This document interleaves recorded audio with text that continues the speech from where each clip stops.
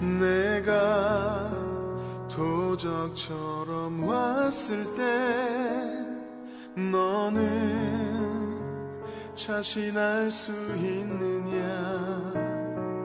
내가 한밤중에 왔을 때 너는 나와 갈 수 있느냐? 말씀에 등불이 내 삶에 꺼져 있지 않느냐? 성령의 기름이 오래전 말라있지는 않느냐? 너는 결단하라. 주저거나 머뭇거릴 시간은 없다. 너는 그 자리에서 다시 거듭나야 한다. 너는 결단하라. 세상 소리를 닫고 말씀에 불을 켜야 한다. 불을 가진 자만이 그날에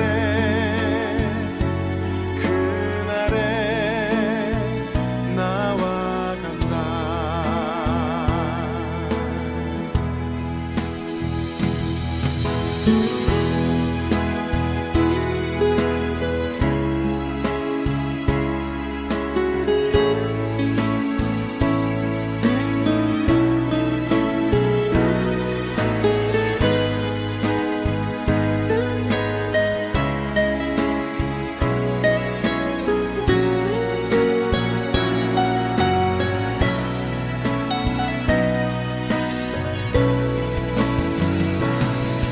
너는 결단하라.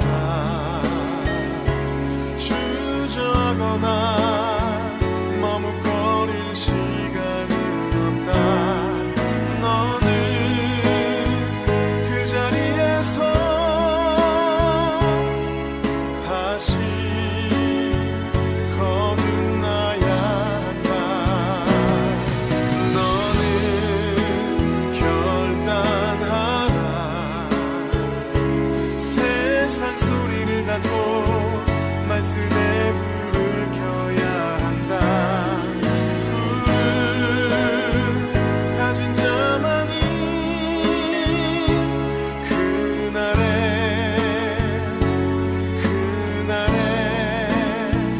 나와 간다.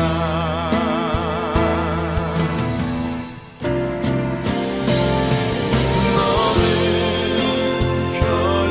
결단하라. 주저거나 머뭇거릴 시간은 없다. 너는 그 자리에서 다시 거듭나야 한다. 너는 결단하라. 세상 소리를 닫고 말씀에 불을 켜야 한다. 불을 가진 자만이 그날에 나와 간다.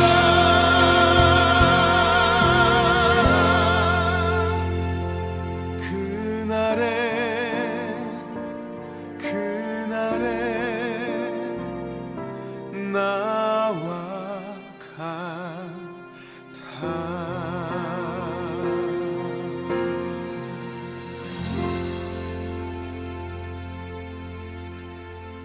예레미야 7장 21절부터 28절까지 말씀. 만군의 여호와 이스라엘의 하나님께서 이와 같이 말씀하시되 너희 희생 제물과 번제물의 고기를 아울러 먹으라.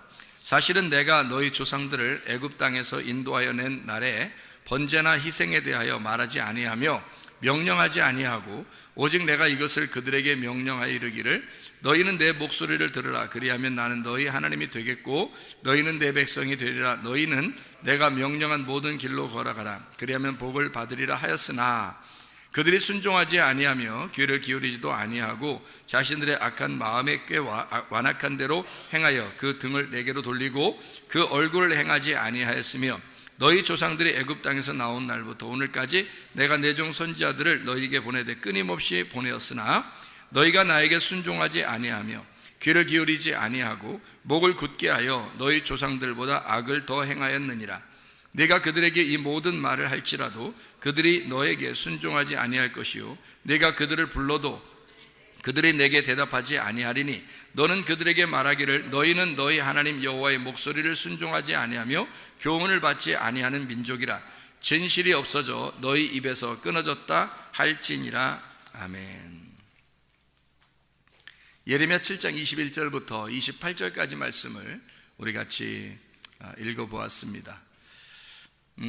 하나님이 여기 성경에 보면 출애굽기, 레위기, 민수기, 신명기, 모세오경의 창세기 빼놓고 출애굽기, 레위기, 민수기, 신명기에 보면 다 뭐가 나와요? 하나님 앞에 제물을 드리라고, 희생 제물 드리라고, 예배 잘 드리라고 그렇게 나오잖아요. 그죠? 동물을 잡아가지고 이제 제물을 하나님 앞에 드리라고 그러거든요. 그런데 하나님은 여기다 뭐라고 써놨어요? 예레미야 7장에 보니까 뭐라고 써놨어요? 그런 제물을 드리라고 하나님이 명령한 적이 있다 없다?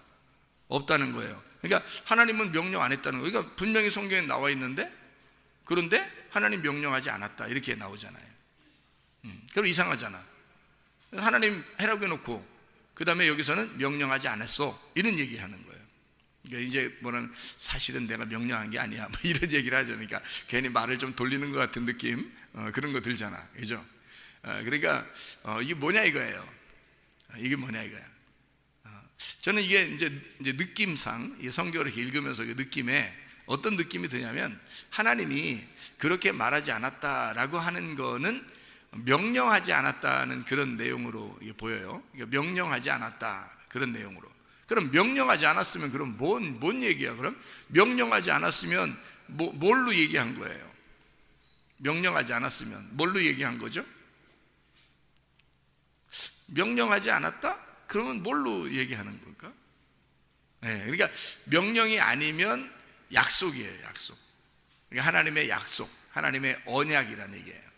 제가 왜 언약이라는 얘기를 이렇게 쓰냐면 약속이다, 언약이다 이런 얘기를 왜 쓰냐면 여러분 잘 들어봐요. 생각해 보세요.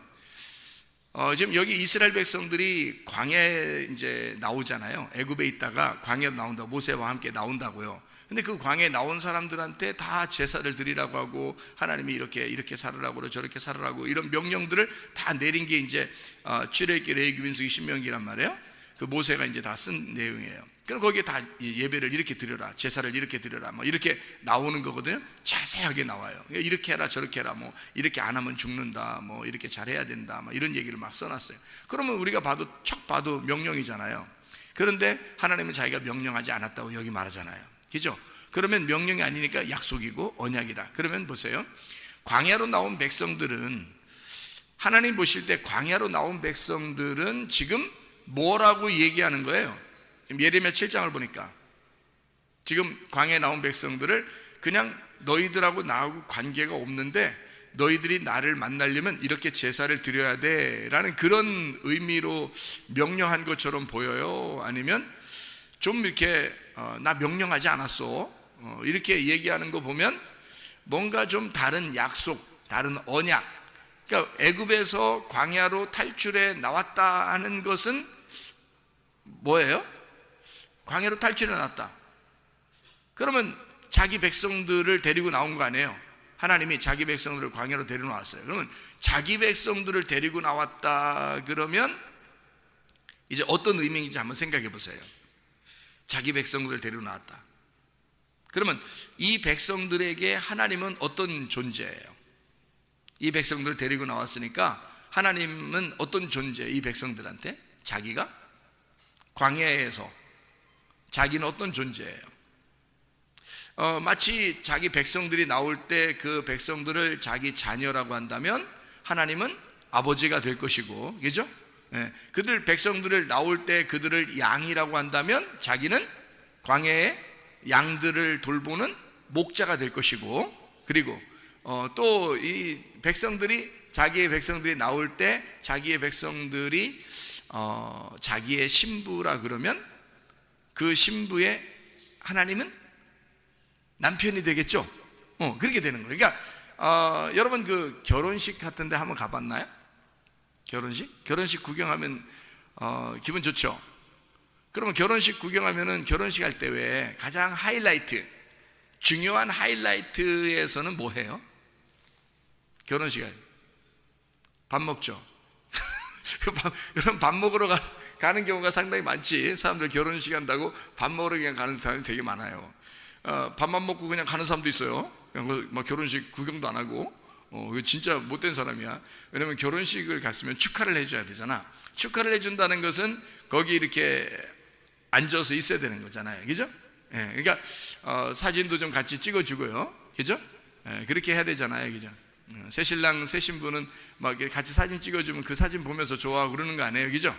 예, 그러니까 자기들끼리만 나가서 또 사진도 찍고 막 좋아하고 그러잖아요. 그러니까 새신랑 새신부는 저기 사진 찍는 거 엄청 좋아한다고요. 그러니까 다른 사람들은 다 사실 들러리죠. 그래서 일단 그 새신랑 새신부가 막 이렇게 돋보이게 그렇게 만들어 놓는 그런 이제 결혼식이 돼야 되는 거죠. 나머지는 다 찌그러지는 거죠. 그러니까 새신랑 새신부만 이렇게 돋보이고 나머지는 다 이렇게 찌그러져야지. 다른 사람이 더 돋보이면 어떻게 돼요? 새신랑 새신부가 쭈그러지면 이상하잖아요. 분위기가 살벌이 안 돼요. 좀 어느 정도 새신랑 새신부를 딱 이렇게 두각을 내는. 자, 새신랑 새신부가 결혼식 할 때 어떤 부분이 가장 하이라이트 같아요? 여러분 생각할 때는 어떤 부분이? 결혼식 할 때 밥 먹고 돌아가는 거 이런 부분이 가장 중요하다 이런 거 생각하지 마시고, 그럼 여러분 그건 일부 그런 사람들이 못된 사람들이 그렇게 하는 거고요. 진짜 중요한 그 결혼식의 가장 하이라이트가 가장 중심, 그 시간의 가장 핵심은 어느 시간일까? 결혼식 할 때. 지금 뭐 얘기하다가 지금 이 얘기했어요? 지금 뭐 얘기하다가? 예, 하나님은 이 백성들에게 명령하지 아니하고 언약을 맺었다, 약속을 맺었다, 이런 얘기하다가 지금 이 얘기하는 거죠. 결혼 얘기. 그러면 결혼에서 가장 하이라이트는 뭘까? 어떤 시간? 무슨 시간? 예, 언약하는 시간이에요. 둘이 약속하는 시간. 그것 때문에 결혼식 하는 거야. 밥 먹으려고 결혼식 하는 게 아니고. 사람들 밥 먹이고 보내려고 이렇게 결혼식 하는 게 아니에요. 결혼식은 둘이 서약을 하는 거예요. 둘이 서약하려고 결혼식 하는 거야. 여러분 아시겠죠? 이 서약하려고 결혼식 하는 거야. 그러니까 둘이 결혼식 할 때 말이에요. 결혼식 할 때 서약을 하는데, 자, 남편은 신랑 누구누구는 신부 누구누구를 맞이하여 정말 사랑하겠습니까? 이렇게 물어봐요. 자, 이걸 물어보고 여기서 이제 얘기를 하죠. 대답하죠. 네, 사랑하겠습니다. 이렇게 하잖아요. 그죠? 그러면 신부 누구누구는 신랑 누구누구한테 순종하며 잘 이렇게 따르고 그러겠습니까? 그러면 네, 잘하겠습니다. 이렇게 얘기하잖아요. 그죠? 그래서 이거를 갖다 주례자가 물어볼 때 신랑 누구누구는 신부 이런 것한테 이렇게 사랑해야 돼? 이렇게 명령하는 거 있어요? 그걸 못 들어봤죠? 신부 누구누구는 신랑 누구한테 복종해! 이런 얘기 들어봤어요? 못 들어봤어요? 잘 못 들어봤죠? 네, 그런 얘기 하는 게 아니란 말이에요. 서로 서약이라는 건요, 자기의 스스로 약속을 하는 거예요. 스스로 약속을 하는 거를 서약, 언약, 그러니까 서로 쌍방간에 약속하는 시간이란 말이에요. 결혼식이라는 게 가장 중요한 시간이 뭐냐면 서로가 약속하는 거예요. 그 시간이에요. 약속하는 시간이란 말이에요. 명령하는 시간이 아니죠. 네, 신랑이 신부한테 명령하는 시간이 아니란 말이에요. 신부가 신랑한테 명령하는 시간이 아니에요. 무슨 시간이에요? 결혼식은 예, 약속하는 시간이에요. 그러면 자, 결혼이라고 하는 건 전혀 모르는 사람이 결혼해요. 둘이 진짜 잘 아는 사람끼리 결혼해요. 여러분 잘 아는 사람들끼리 결혼하죠. 그러면 잘 아는 사람들끼리니까 막 모르는 사람인데 막 데려다 놓고 막 명령하고 막 결혼식 할 때 그렇게 하는 사람 못 봤잖아요. 잘 아는 사람이니까 둘이 서로가 스스로 자기의 약속을 서약을 하는 시간을 갖는단 말이에요. 그죠? 그게 결혼 서약이라 하는 거예요. 결혼 서약, 결혼 언약이라 그래요. 결혼 약속이라 해요. 어떤 사람들끼리 결혼해요? 잘 아는 사람들끼리. 모르는 사람하고 결혼하는 게 아니란 말이에요. 오늘 초면입니다. 이러면서 신랑 신부가 서로 인사하면 맞절, 네, 오늘 초면입니다. 이러면서 결혼식 한 사람 없잖아요. 그러니까 미리 먼저 만나고 그래도 이렇게 서로 얘기도 해보고 이렇게 결혼하는 거 아니에요. 그러니까 서로 아는 사람들끼리 결혼하는 거야. 그러니까 서로 명령하는 게 아니라 약속을 하는 거예요. 그날 우리가 이렇게 살아야 되겠습니다. 이렇게 해야 되겠어요. 서로가 당신이 나한테 이렇게 해주면 나도 이렇게 하겠고 당신도 이렇게 하고, 그러니까 서로가 나는 이렇게 할게요 약속하고 저쪽도 나는 이렇게 할게요 서로 약속. 그렇게 하시겠습니까? 물어보죠. 주례자가 물어보죠. 이렇게 하시겠습니까? 그러면 아유 막 네 그렇게 막 대답만 하고 신혼여행 갔다 와서는 이제 그다음부터 자기 맘대로 살고 막 그런 사람이 얼마나 많은지 몰라요. 약속을 깨버리는 겁니다. 그죠? 약속을 깨버려요. 그래서 제가 우리 교회 다니는 그 신랑들한테는 제가 물어봐요. 한 번씩. 남자들한테는 결혼하면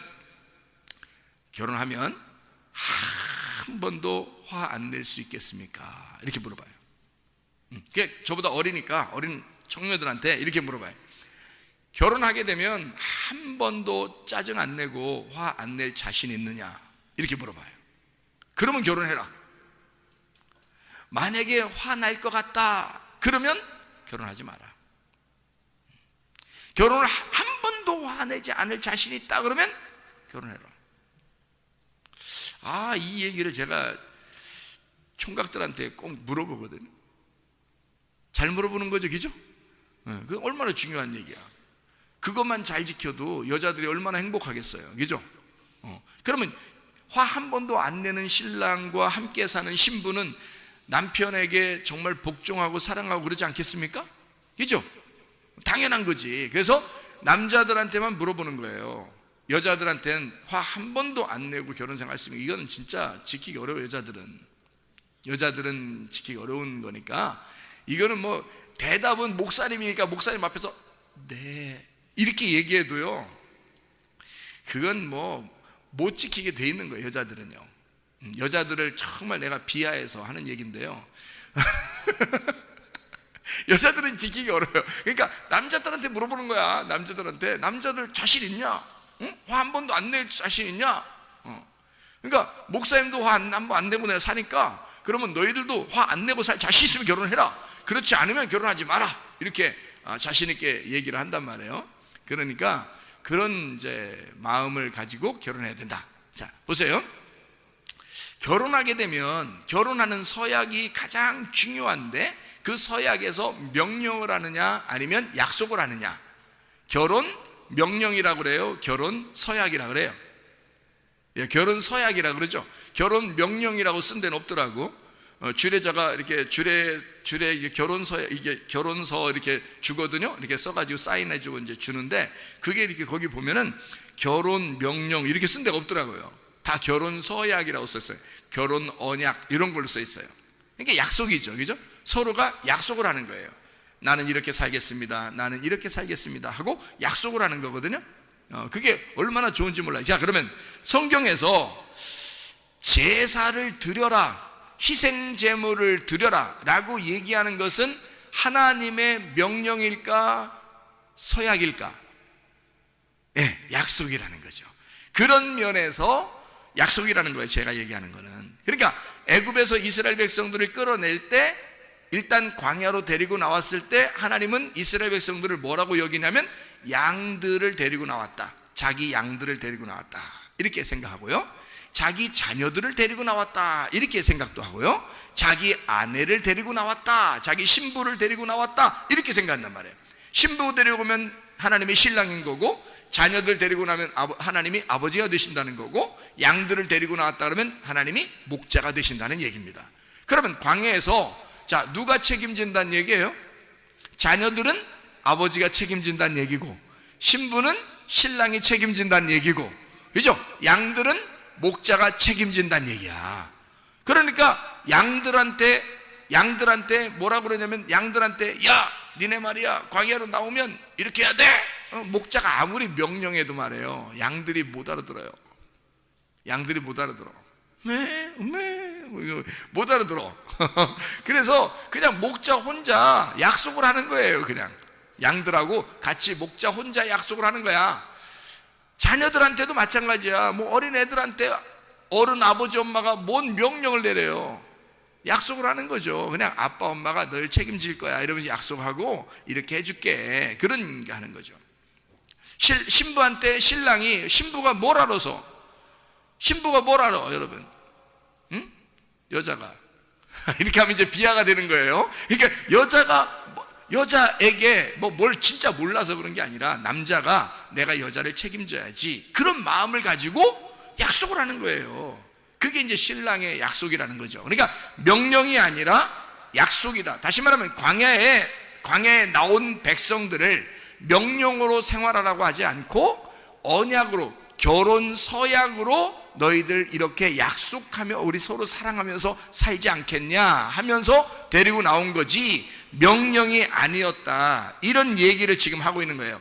사랑해서 약속하는 거야, 이런 말이에요. 그러니까 명령하는 게 아니고, 나는 너희들 이거 안 하면 너희들 죽일 거야, 막 패버릴 거야, 막 이런 명령이 아니고, 나는 너희들 정말 사랑하니까 광야에 나온 너희들과 함께 서로 약속하는 거야. 내가 너무 사랑하니까 서로 약속하자. 이건 결혼 관계야, 결혼 관계. 그래서 너희들 일단 데리고 나오면 내 백성으로 데리고 나온 거야, 내 아내로 데리고 나온 거야, 내 자녀로 데리고 나온 거야. 그러니까 결혼이야. 그러니까 이건 서로의 언약이고 약속인 거지. 무슨 말인지 알겠죠? 자, 명령이 아니고 약속입니다. 그러니까 하나님은 여기 성경에 나와 있는 모든 것들이 사실은 알고 보면 하나님은 명령한 것이 아니라, 하나님은 나를 사랑해서 주신 약속들이 구약의 말씀이라는 거예요. 그러니까 구약의 말씀 어떻게 보면 막 무섭잖아요. 막 이렇게, 아니면 막 패 죽일 거야, 막 이런 얘기 막 써있고 막 이러잖아요. 무섭잖아요. 근데 알고 보면 하나님이 사실 우리를 막 미워서, 너 잘못하면 미워할 거야, 너 내 말 안 들으면 패버릴 거야, 막 이런 의도가 아니란 말이에요. 너와 내가 서로 사랑하는데 서로의 책임을, 사랑이라는 건 쾌락이 아니라, 사랑이라는 건 서로의 책임이라는 게 있잖아. 그러니까 우리가 서로 책임을 지자는 그런 얘기고, 서로 통제하고 서로 질책하고 서로 다스리는 그런 다스림 속에, 통치 아래에 있는 것, 그런 약속을 서로가 하자, 그런 말씀들이란 말입니다. 자, 이해가 되겠죠? 그러니까 한마디로 말하면 하나님이 우리를 섬겨주겠다. 자, 왜? 우리가 못하니까. 우리가 할 수 있는 게 아니란 말이에요. 자, 우리가 하나님을 섬길 수 있겠어요? 못해요. 하나님이 다 하신 거야. 그래서 하나님이 너희들 못하니까 내가 내 아들을 보낼 거야, 이 땅에. 그래서 내 아들을 보내서 내 아들이 나에게 100% 순종할 수 있도록 만들어 줄 거야. 그리고 그 100% 순종한 아들을 너희들은 따라오기만 하면 돼. 그 양을 따라오면 돼. 첫 번째 양이니까, 이 어린 양 첫 번째 양을 따라오면 돼. 예수님을 따라가면 돼. 너희들은 예수님이 그렇게 순종하면서 갈 테니까 너희들은 뒤에서 쭉, 양들은 쭉 앞에 있는 우두머리 양을 쭉 따라오면 된다, 그런 얘기죠. 그러니까 예수님이 십자가 지고 가셨으니까 너희들도 너희 십자가를 지고 쭉 따라오면 돼. 그냥 순종은 누가 할 거니까? 예수님이 할 거니까. 예수님이 하나님 아버지에게 100% 순종을 하시고 성공하실 거니까. 그러니까 너희들은 그 예수님을 따라오면 돼 라고 하는, 다시 말하면 하나님이 자기가 자기를 순종하겠다라는 얘기입니다. 우리가 순종할 수 없으니까. 그게 빌립보서 2장 7절의 말씀입니다. 빌립보서 2장 7절의 말씀을 보면 이런 말씀이 있어요. 오히려 자기를 비워 종의 형체를 가지사 사람들과 같이 되셨고, 예수 그리스도가 이 땅에 오셔서 자기를 종으로, 자기의 섬김으로 오셨다라고 얘기하잖아요. 그렇죠? 다시 말하면 하나님의 명령은 인간이 할 수 없기 때문에 예수가, 하나님의 아들이 섬기겠다는 얘기입니다. 그러니까 하나님은 철저하게 너희들의 순종을 요구하는 게 아니라 하나님 아버지의 아들의 순종을 요구하신다는 얘기입니다. 그러니까 우리의 순종이 아니에요. 하나님 아들의 순종을 요구하신단 말이에요. 다시 말하면 이런 말이죠. 자, 명령을 하잖아요. 하나님이 자기 백성들에게 명령하는 것은 명령이 아니라 이 명령을 누가 지켜낸다? 자기 아들이 지켜낸다는 거예요. 자기 아들이 지켜내기 때문에 자기가 어떻게 보면 자기 아들에게 명령하는 거잖아요.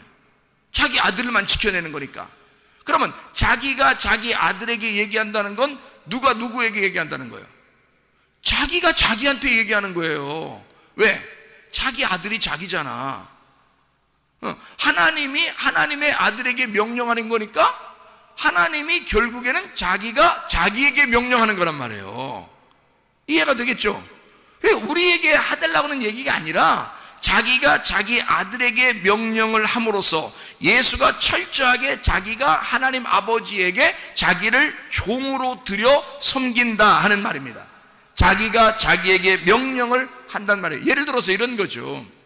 여러분, 명령이라는 건 누가 있어야 명령하잖아요.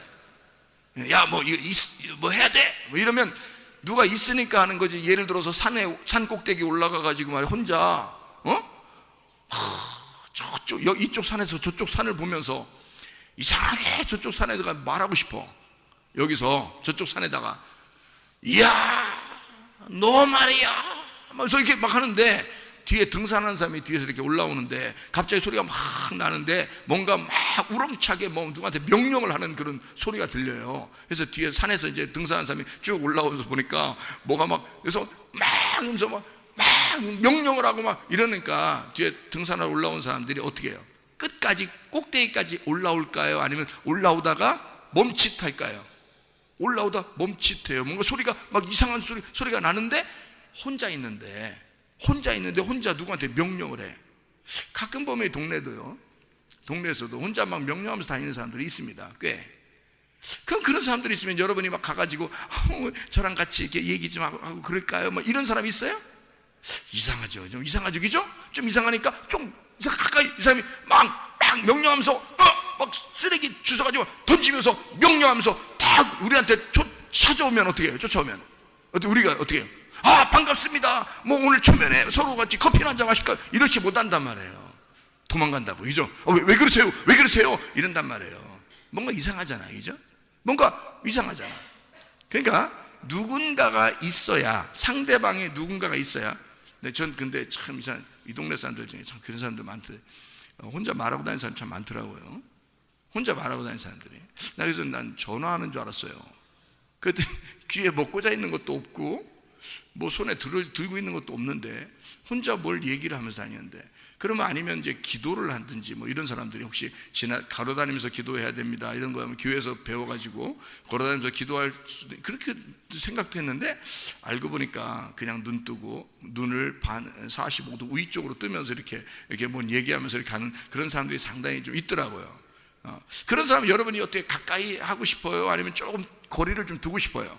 거리를 좀 두고 싶잖아. 자, 아무도 상대편이 없는데 혼자 말하는 거야. 혼자 말하면서 돌아다니는 거야. 이상하잖아요, 그죠?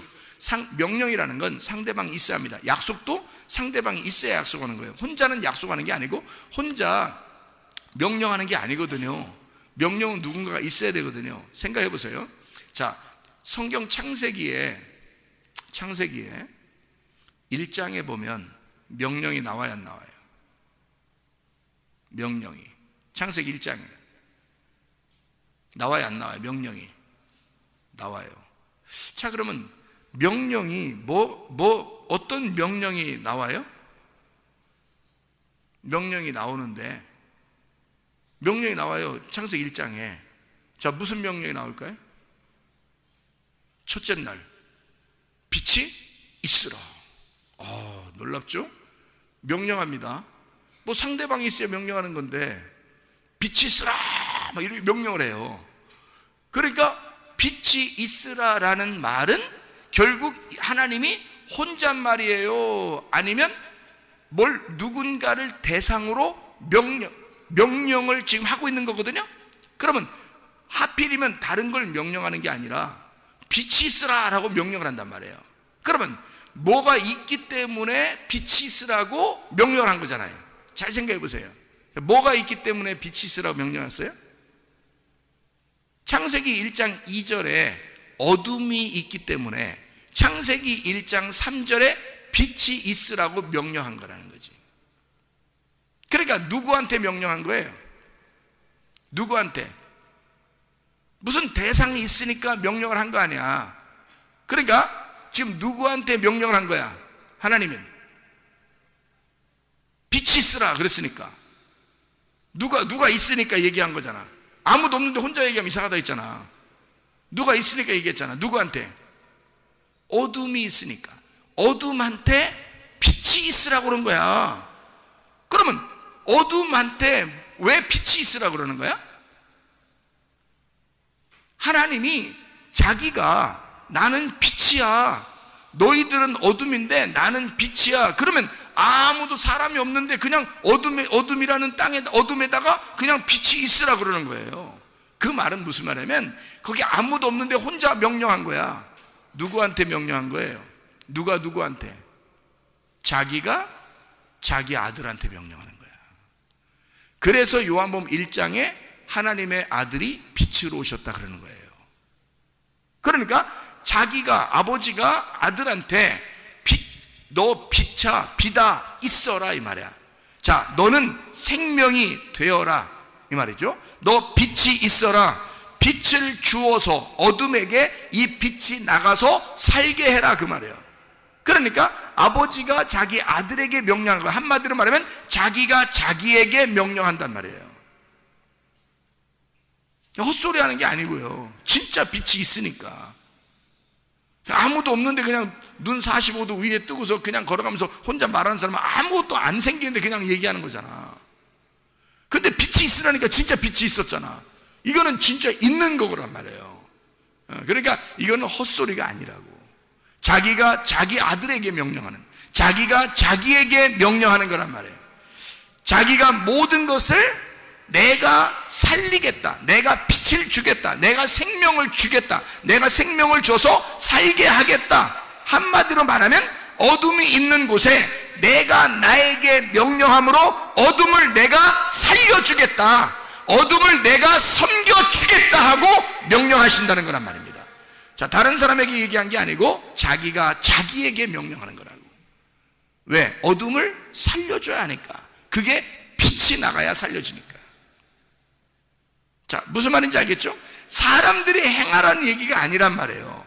사람들에게 명령하는 게 아니고 자기가 자기에게 명령하는 것이다. 한마디로 말하면 자기가 자기를 섬기는 것이다 이거야. 하나님의 아들이 하나님 아버지를 섬기듯이. 그러니까 보세요. 자, 아들에게 아버지가 얘기했어요. 그러면 그 아들이 분명히 아버지 말을 순종하고 따를 것이라고 인정하기 때문에 얘기했다. 그러면 서로가 어떤 관계가 있다는 거예요? 서로가 신뢰 관계가 있다는 얘기야.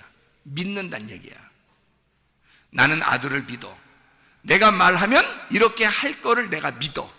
그러면 아들이 분명히 이렇게 할 거야. 그러면 명령하죠.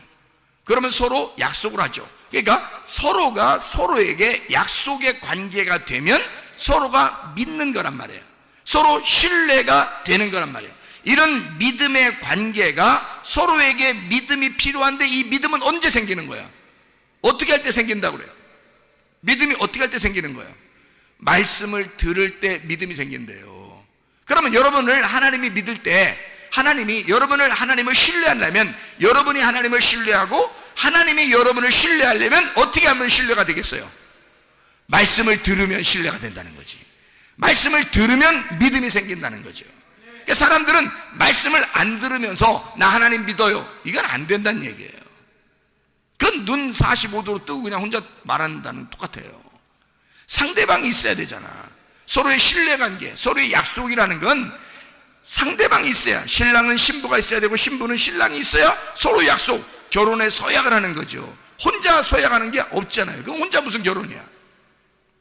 결혼식 하는데 신부가 나타나질 않았어요. 그래도 신랑이, 제가 바빠서 그러는데요, 그냥 빨리 결혼 끝냅시다. 신부가 안 왔는데, 신랑이 그래요?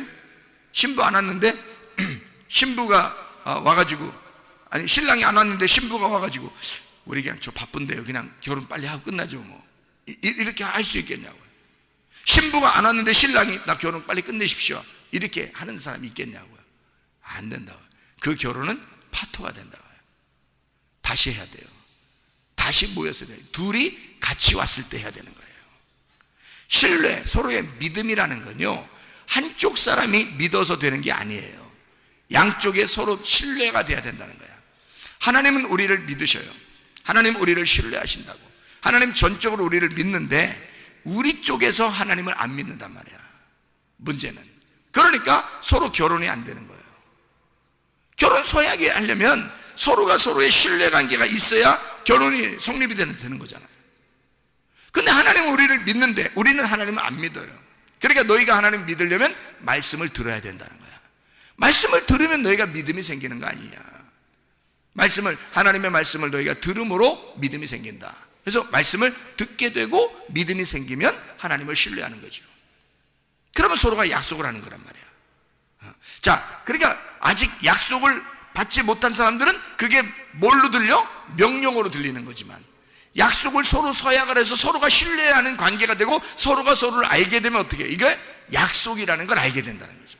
하나님의 말씀은 명령이 아니라, 나를 무섭게 하는 명령이 아니라 결혼 서약과 같은, 사랑하기 때문에 지켜달라고 하는 그런 약속과 같은 것이다. 그런 이야기로 하나님 말씀이 들린다는 거죠. 구약 성경이 그러니까 율법이 율법으로 보이는 게 아니라 하나님의 약속으로 보인다는 거죠. 우리와 어떤 사랑의 관계로서의 그런 약속으로 보인다 하는 얘기입니다. 자, 누가 지키기 때문에? 내가 지키는 게 아니라 하나님의 아들이 이 땅에 와서 자기가 종의 형체를 입어 자기가 아버지를 섬기기 때문에, 우리가 하는 게 아니라 그 아들이 다 섬겨서 십자가 못 박혀 죽으셨어요. 완성이 됐단 말이에요. 우리는 그 예수님을 믿으면 가는 거예요. 예수님을 믿으면 따라가는 거야. 그렇게 하자는 거예요. 하나님은 너희들이 하는 게 아니야. 너희들 보고 해달라는 게 아니었어. 너희들에게 명령 드린 게 아니었어. 나는 너희들에게 사실 서로 약속을 하는 사랑의 관계를 맺자라고 얘기하는 거였다는 거죠. 하나님 우리를 전적으로 사랑하신다는 얘기였습니다. 자, 출애굽기 20장에 보면 여러분 10계명이 나오죠. 10계명. 그러면 10계명 전체가 다 어떤 얘기예요? 10계명이 10계명에서 뭐 1계명, 2계명, 3계명, 4계명, 5계명, 6계명 막 이렇게 쭉 있잖아요. 그럼 거기에 보면 살인하지 마라, 뭐 도둑질하지 마라, 뭐 이런 음란하지 마라, 뭐 이런 게 있잖아요. 그죠? 간음하지 마라, 뭐 이런 게 있는데, 살인하지 마라, 도둑질하지 마라, 간음하지 마라, 뭐 이런 얘기 했어요. 그러면 그게 우리한테 명령을 내린 거예요? 아니면은 서로 약속을 하자는 얘기예요? 약속을 하자는 얘기예요. 우리가 서로 사랑하려면 서로의 신뢰의 관계가 돼야 되는데, 그런 신뢰의 관계에서 서로가 약속을 하자는 얘기야. 무슨 말인지 알겠죠? 자기가 누구한테 약속하자는 얘기예요. 명령하는 거예요. 10계명이라고 하면 우리한테? 아니라니까요. 자기가 누구한테 약속하는 거야? 명령하는 거다? 아버지가 아들에게 명령하는 거다. 그 아들이 누구예요? 예수님. 그러니까 하나님은 하나님 자신에게 명령하는 거예요. 그게 너 이렇게 해, 살인하지 마. 누가 누구한테 명령하는 거예요? 하나님이 그 아들 예수에게, 하나님이 자기가 자기에게. 자, 무슨 말이에요? 왜 그렇게 말해요?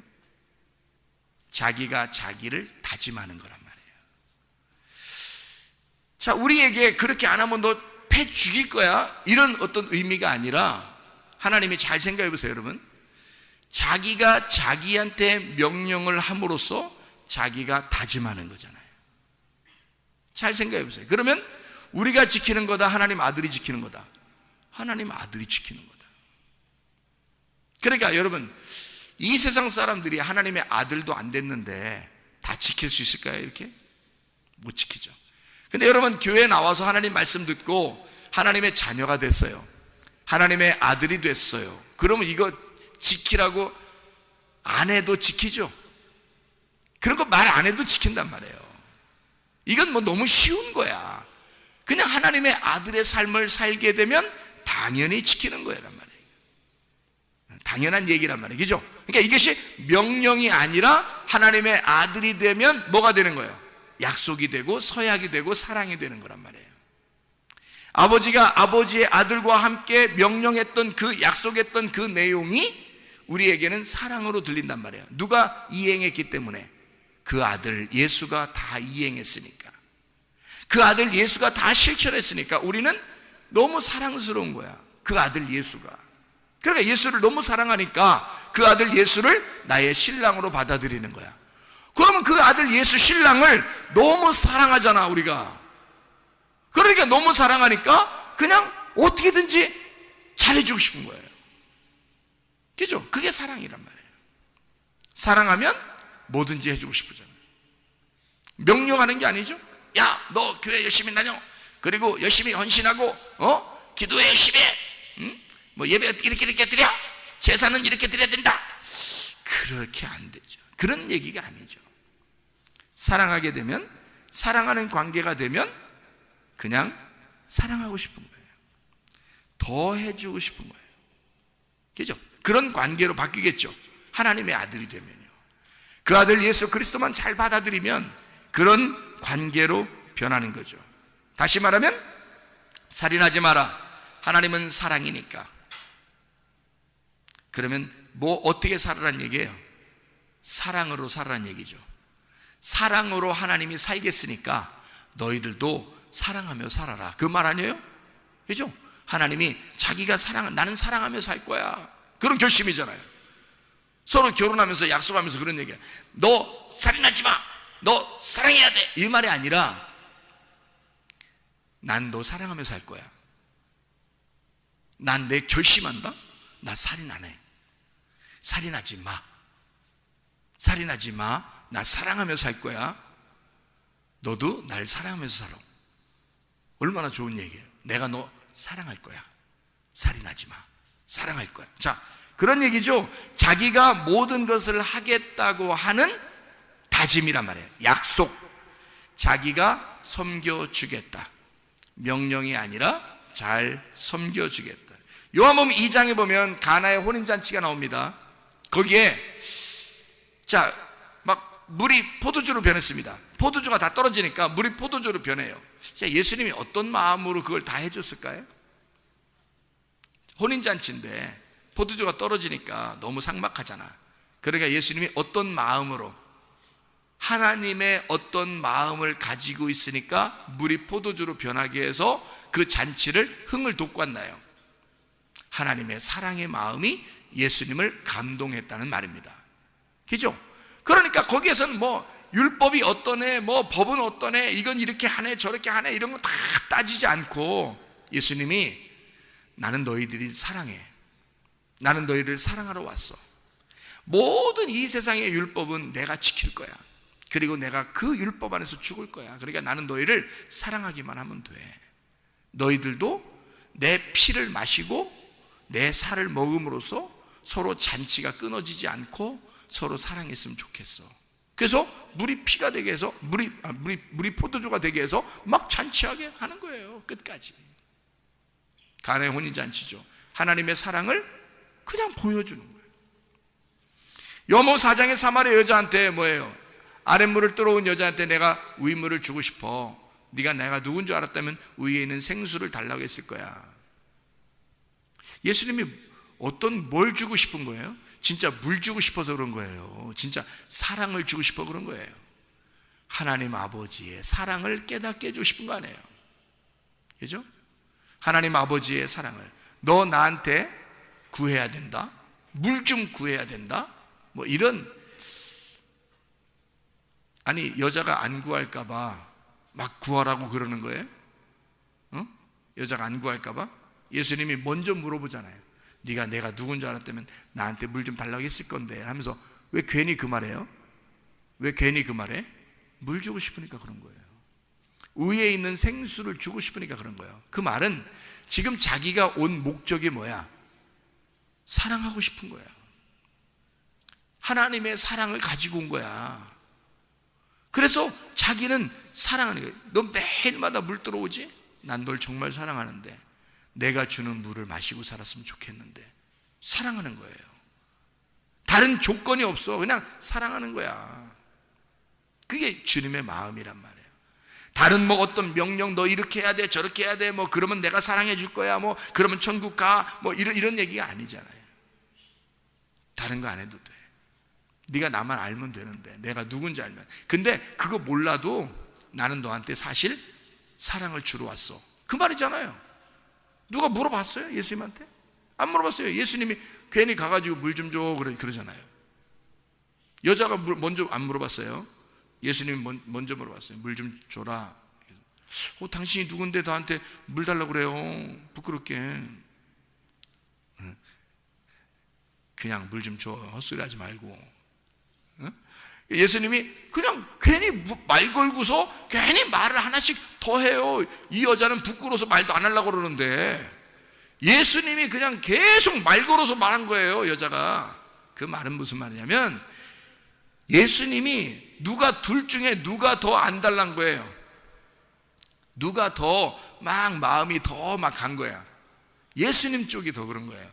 여자 쪽이 아니라 예수님 쪽이 계속 꼬리를 물잖아. 말꼬리를 물고 말꼬리를 물고, 여자는 그냥 말 딱 끊고서 안 하려고 했어요. 근데 예수님은 계속 말꼬리를 물잖아요. 그죠? 그 말은 뭐예요? 대화 좀 더 하고 싶다는 얘기야. 자꾸 사랑하고 싶다는 얘기야. 자꾸 내가 말 좀 걸고 싶다는 얘기야. 얘기 좀 나랑 같이 더 했으면 좋겠다, 이런 얘기 안 해요. 예수님의 사랑입니다.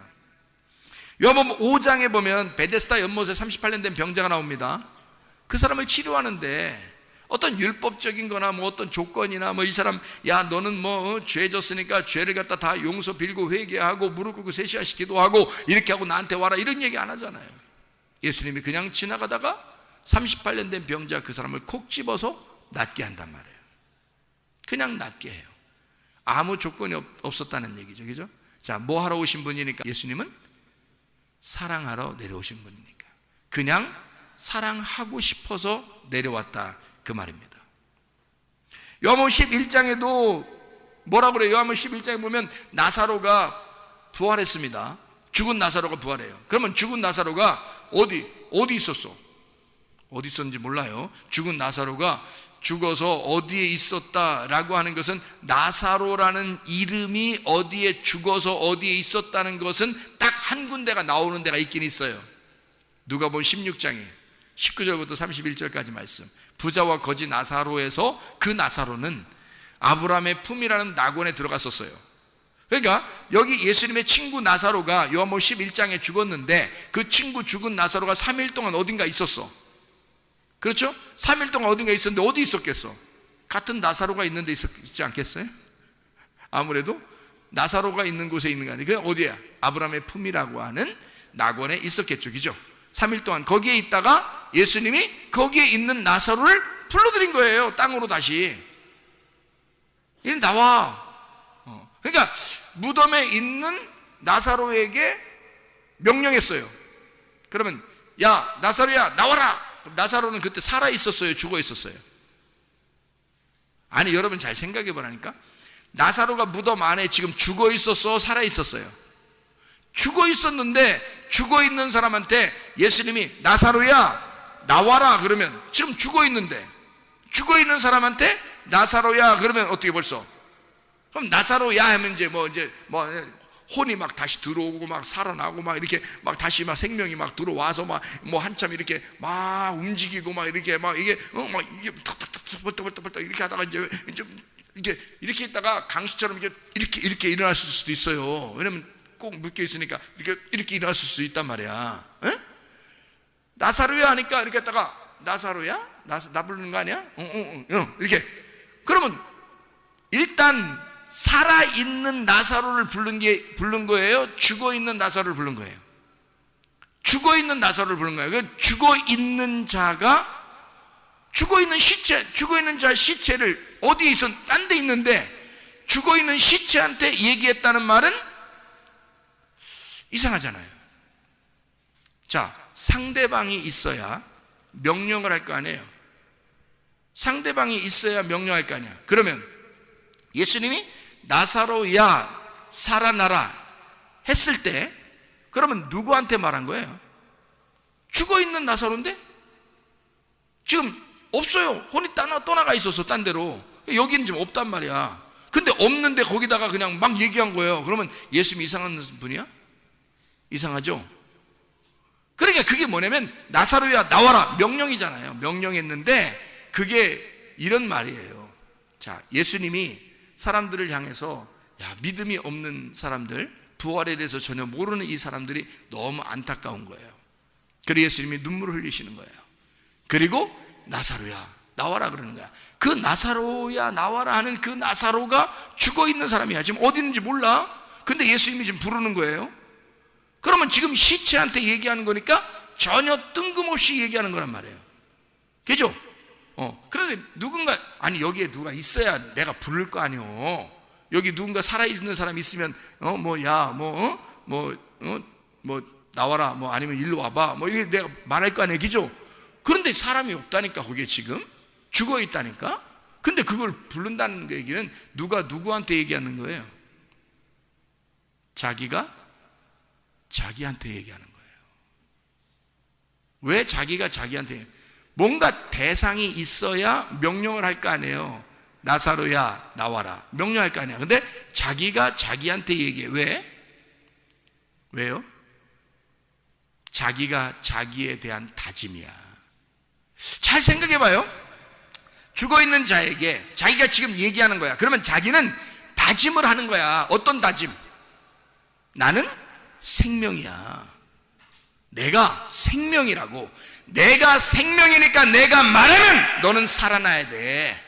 너에게 생명이 들어가야 돼. 그게 명령이란 말이에요. 자기가 자기에게 말하는 거라고. 나는 생명이니까 너에게 생명이 들어가야 돼. 그 말이잖아. 나사로야 살아나라 할 때 그 나사로야 살아나는, 나사로는 지금 죽어있는데 어디에 있어? 그러니까 여기에 있는 것처럼 내가 생명이니까 너는 죽은 게 아니야, 이 말이잖아. 이해가 되겠어요? 내가 생명이니까 생명 안에서는 죽은 자가 없어. 그러니 사람들이 볼 때는 죽은 자인데, 시체인데, 내가 내 생명이니까 내가 생명 안에서 너는 살아있는 자라고 부를 거야, 이 말이에요. 그러니 자기가 자기에게 말하는 거야. 내가 생명이니 생명을 받으라 그거야. 내 생명을 받으면 넌 살아나서 나온다. 그러니 나사로야 나와라 그러죠. 자기가 자기에게 명령하는 거예요. 너는 살게 될 것이다, 이거지. 너는 살게 될 것이다. 내가 생명이니까 너는 살게 될 거야. 다시 말하면 너 죽어 있는데 내가 내 모든 생명의 일을 내가 할 거야, 그 말이잖아요. 내가 생명이니까 내 생명의 일을 너에게 할 거야. 그게 자기의 섬김이죠. 나사로 보고 뭐 어떻게 하라는 게 아니에요. 예수님이 자기가 섬기러 왔으니까 내가 생명으로 너를 섬길 거야. 내 생명을 너에게 줄 거야, 그 말이죠. 자기의 섬김입니다. 요한복음 6장에 보면 5,000명을 먹입니다. 제자들에게 이 5,000명을 너희들이 먹여라 그래요. 그러면 제자들이 어떻게 먹여요? 그걸 갖다가. 근데 제자들이 이 보리떡 5개하고 물고기 2마리를 이제 띄어서 나눠주기 시작했어요. 나눠주기 시작하는데 이상하게 띄면 또 생기고 띄면 또 생기는 거야. 막 계속 5,000명 막 먹이는데도 계속 띄는데 또 막 생기는 거야. 또 생기고. 자, 제자들이 먹인 거요, 예수님이 먹이고 있는 거야? 예수님이 먹이고 있는 거야. 자기가 자기에게 말하는 거죠. 제자들이 어떻게 할 수 있어요? 제자들이 하는 게 아니라고.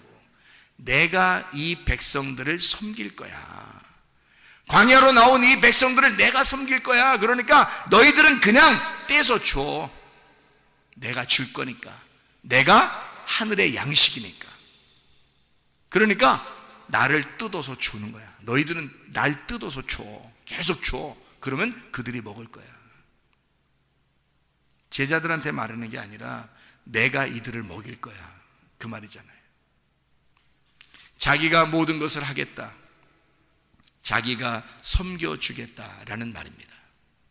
여러분, 우리는요 어떻게 보면 내가 뭐 좀 해야 되겠다, 교회 와서 내가 하나님을 좀 잘 섬겨봐야 되는 게 아닌가, 이런 생각을 할 때가 있습니다. 그건 종교예요. 종교적인 우리의 신앙심입니다. 그러나 주님은 우리에게 뭐라고 말해요? 네가 하는 게 아니야. 네가 할 것까지 다 했어. 내가 너를 섬길 거야. 내가 너를 사랑할 거야. 내가 만약에 필요한 게 있다면, 네가 하나님 앞에 뭔가 섬겨야 된다는 어떤 무엇이 있다면 내가 줄 거야. 내가 줄 거야. 그것도 내가 줄 거야. 그리고 내 안에서 네가 행하게 할 거야. 어쨌든 나는 너에게 다 섬겨줄 거야. 너 어렵지 않도록, 너 힘들지 않도록 내가 다 해줄 거야. 이것을 믿음이라 그럽니다. 로마서 10장 9절 10절에 보니까 너희가 마음으로 믿어 의에 이르고 입으로 시인하여 구원을 받는다 라고 되어 있습니다. 마음으로 믿어라, 그러면 의에 이르고 입으로 시인하게 되면 구원을 받을 것이다. 믿는다, 피스티오라는 단어입니다. 믿는다. 요한복음 3장 16절에서도 그렇죠. 하나님이 세상을 이처럼 사랑하사 독생자를 주셨으니 인자를 믿는 자마다 멸망치 않고 영생을 얻게 하려 하심이라. 너 믿어라.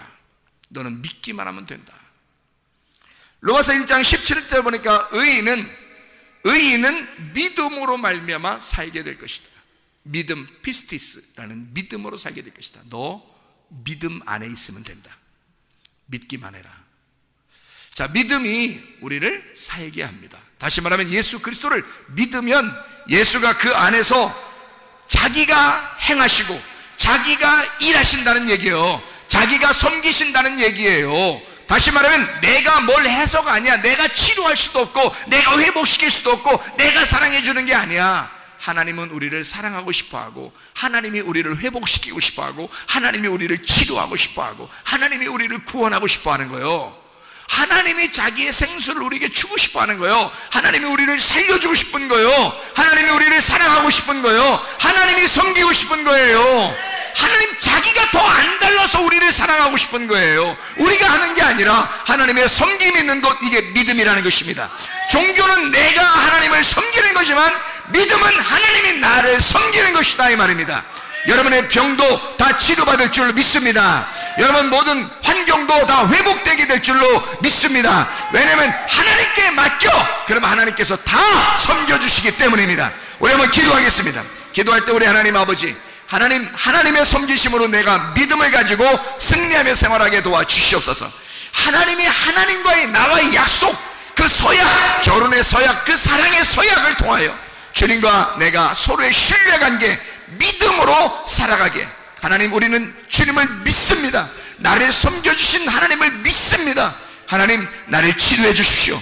나를 사랑해 주십시오. 나를 회복시켜 주십시오. 우리 한번 기도합니다. 주여, 주여, 주여. 우리 하나님 아버지 사랑과 은혜에 감사를 드립니다. 하나님 아버지, 우리를 섬겨주시기를 원하시는 주님, 우리를 사랑하시는 주님, 우리를 치료하시는 우리 하나님, 우리를 회복시키시는 우리 하나님 아버지, 주님을 의지합니다. 믿음으로 말미암아 승리하게 도와주시고 주님 믿음 안에서 살아갈 수 있도록 우리 하나님 인도해 주시옵소서. 하나님 감사를 드립니다. 우리를 섬기시는 주님 감사를 드립니다. 비염은 떠나갈지어다, 아토피는 떠나갈지어다, 의장병 떠나갈지어다, 어지럼증 떠나갈지어다, 두통은 사라질지어다, 류마티스 관절염 떠나갈지어다, 어깨 통증 떠나갈지어다, 허리 디스크는 사라질지어다, 목 디스크는 온전해질지어다, 심장병은 떠나갈지어다, 각종 종양 암도는 떠나갈지어다, 감기의 몸살은 사라질지어다, 협착증은 사라질지어다, 건성 피부는 온전해질지어다, 이명은 사라질지어다, 자가 면역 질환은 온전해질지어다, 우울증, 불면증, 공황장애, 두려움, 무서움 다 떠나갈지어다, 음란거지, 도질, 미움, 욕심의 영은 다 떠나갈지어다, 떠나갈지어다. 우리 하나님 아버지, 온전하게 하시고 하나님의 섬김을 받아 우리 하나님, 우리가 믿음으로 생활할 수 있도록 도와주시면 하나님의 깊은 사랑을 받고 살아가게 도와주시옵소서. 우리를 치료하신 주님, 우리를 회복시키시길 원하시는 주님, 주님과 함께 동행하다가 주님 만나게 도와주시옵소서. 예수 그리스도 존귀하신 이름 받들어 기도 올리옵나이다. 아멘.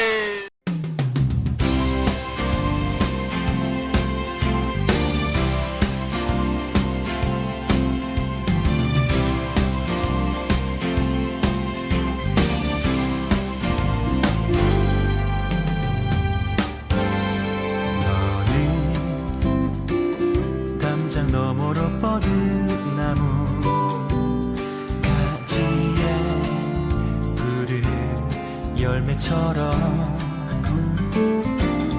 하나님의 귀한 축복이 삶에 가득히 넘쳐날 거야. 너는 어떤 시련이 와도 능히 이겨낼 강한 발이 있어. 전능하신 하나님께서 너와 언제나 함께 하시니. 너는 하나님의 사랑, 아름다운 하나님의 사랑. 나는 널 위해 기도하며 내 길을 축복할 거야. 너는 하나님의 선물, 사랑스러운 하나님의 열매, 주의 품에 꽃피운 나무가 되어줘.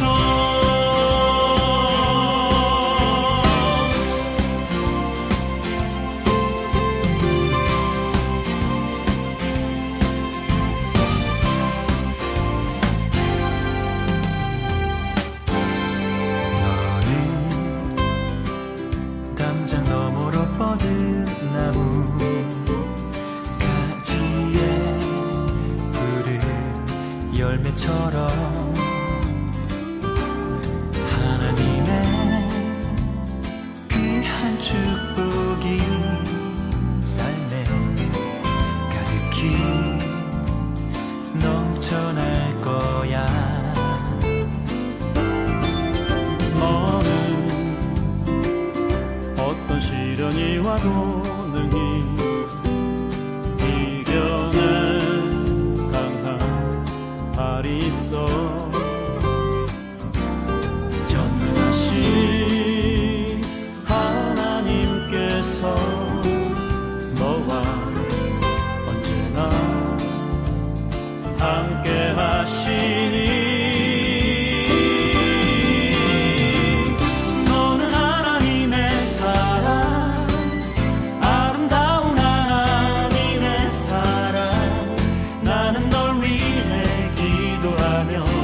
내 길을 축복할 거야. 너는 하나님의 선물, 사랑스러운 하나님의 열매, 주의 품에 꽃피는 나무가 되어줘.